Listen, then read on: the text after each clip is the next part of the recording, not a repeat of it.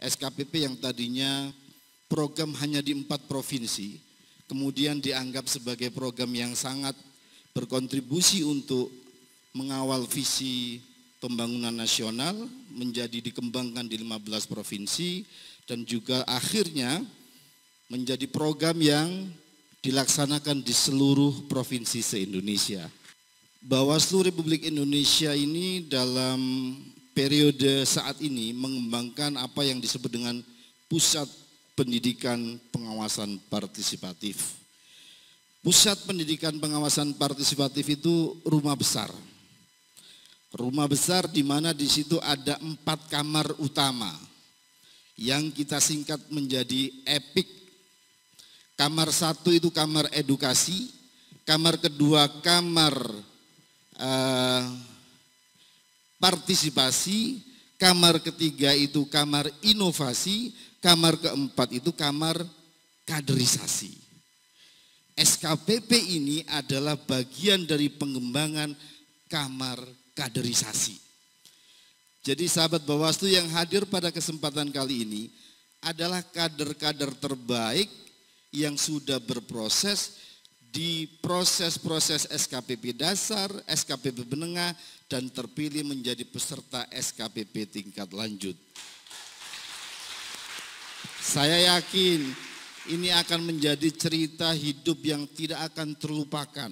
Ini awal dari bagaimana kita menjadi kader pengawas, bagaimana kita mengawal proses pemilu yang baik, yang berintegritas, dan pada saatnya sahabat Bawaslu sekalian nanti pulang ke daerahnya akan membawa ilmu yang bermanfaat yang kita tularkan kepada sebanyak mungkin orang yang kita jumpai di daerah masing-masing.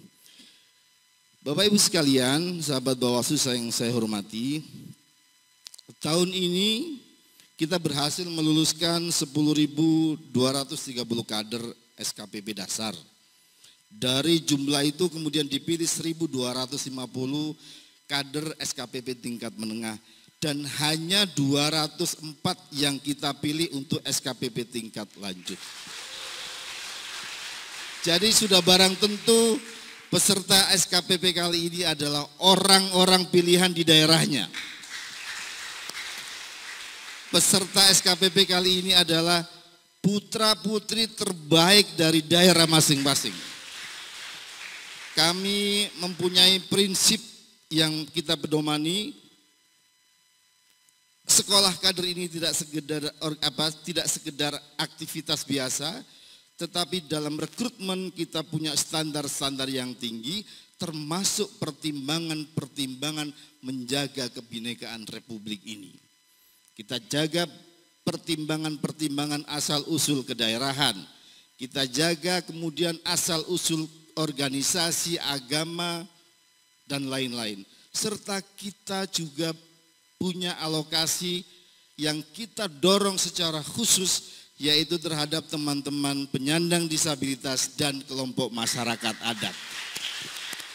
2 kelompok ini merupakan 2 kelompok yang menjadi fokus kita karena biasanya mereka mengalami kesulitan dalam mempunyai akses yang sama terhadap informasi. Bisa jadi kawan kita, sahabat kita, mereka ingin ikut tapi takut atau tidak mendapat kesempatan. Di SKPP ini kita beri kesempatan yang sama. Di SKPP ini semua kita adalah sama seperti prinsip pemilu. 1 suara dihitung sama. Suara presiden sama dengan suara orang-orang di kampung. Suara menteri sama dengan suara mantri di pasar-pasar. 1 suara dihitung sama. Itulah makna yang paling hakiki dari apa yang kita inginkan dari SKPP ini. Selanjutnya apa yang akan kita lakukan setelah SKPP ini? Selama seminggu ini Pak Ketua KPU, Ketua Bawaslu, kader pengawas ini akan mengalami proses-proses pendidikan lanjutan dari apa yang kita lakukan di SKPP dasar dan menengah. Saya berandai-andai. Saya yakin kalau sebagian dari kita nanti menjadi anggota Bawaslu, menjadi anggota KPU, kita semua akan menjadi orang-orang yang sudah siap kerja. Jadi kalau nanti sebagian dari kader pengawas ini menjadi kadernya Pak Ilham untuk menjadi anggota KPU, jajaran KPU, Pak Ilham tidak akan repot melakukan pembinaan. Termasuk kalau sebagian dari kita menjadi jajarannya Bawaslu. Lantas bagaimana yang tidak mau? Tidak apa-apa. Kalau sebagian kader pengawas ini mau menjadi guru, aktivis LSM, jurnalis, tidak apa-apa. Tokoh agama, tidak apa-apa. Tetapi semua kita menjadi orang yang kemudian concern dalam dunianya masing-masing dengan mempunyai perspektif pengawasan yang sudah matang. Ini soal cara fikir, soal perspektif, manhajul fikir, cara berpikir. Sama seperti kalau kita punya pengalaman hidup dalam keberbedaan.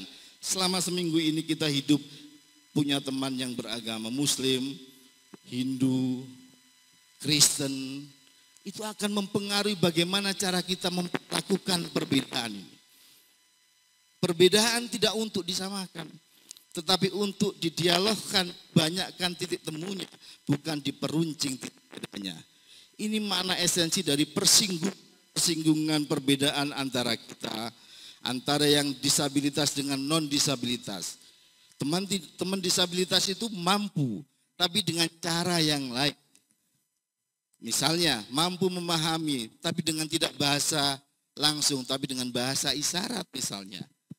Ini yang ingin kita kembangkan di SKPB ini agar menjadi kawah candera di muka, mencetak kader-kader bangsa, kader pengawas yang nantinya paham pengawasan pemilu dan pada saatnya menjadi mitra Bawaslu untuk melakukan pengawasan dan juga berkhidmat di dunia masing-masing. Yang lebih penting dari itu, forum ini juga merupakan forum ideologisasi terhadap seluruh kader pengawas yang ikut pada pertemuan kali ini, bahwa pemilu yang baik itu harus diperjuangkan. Pemilu yang menjunjung asas langsung, bebas dan rahasia itu harus diperjuangkan, harus diupayakan, harus dipelihara. Maka caranya dengan cara memupuk semua potensi-potensi. Dalam situasi non tahapan ini, SKPB ini sering kita istilahkan dengan musim tanam. Musim kita membuat benih-benih itu menjadi benih-benih yang tangguh. Sehingga pada saatnya nanti ketika proses kita semua akan siap dengan kader-kader yang luar biasa yang sudah siap melakukan pengawasan pemilu bersama dengan Bawaslu, tentu juga bersama dengan KPU dan DKPB.